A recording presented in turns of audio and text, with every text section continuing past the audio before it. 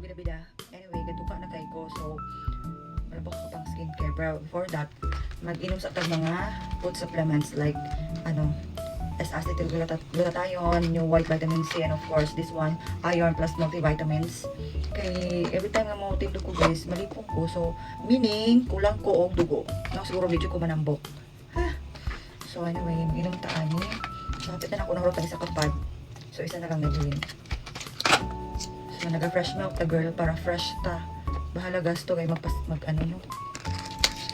Kanino, if gusto mo glowing or mo invest yourself guys. Bahalag mahal.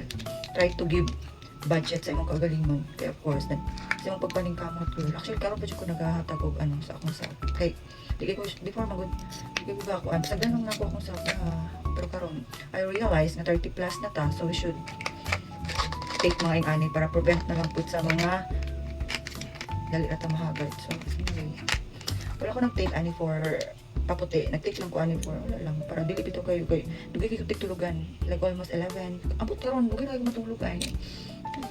Ako na pagdon actually dungan lang nako ni kani siya ngayon kayong vitamin C. Pricey kayo magpag-glowing sa skin girl mo nang if di ka afford ang atong mga partner, you should itatagla yung mga extra income. That's why if ganahan kayo mga extra income, I have to offer you. Kaya mauro gini akong saligan.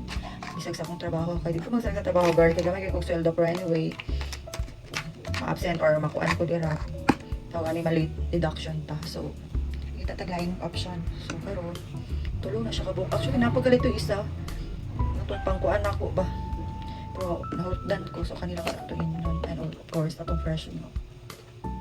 Biluka na kayo, girl. I have to. So, mas skincare pa ko kay puhong sa edad. Alam niyo na.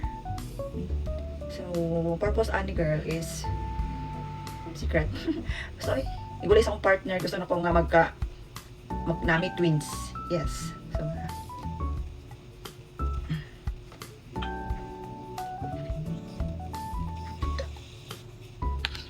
So, siya, fresh milk ang iray.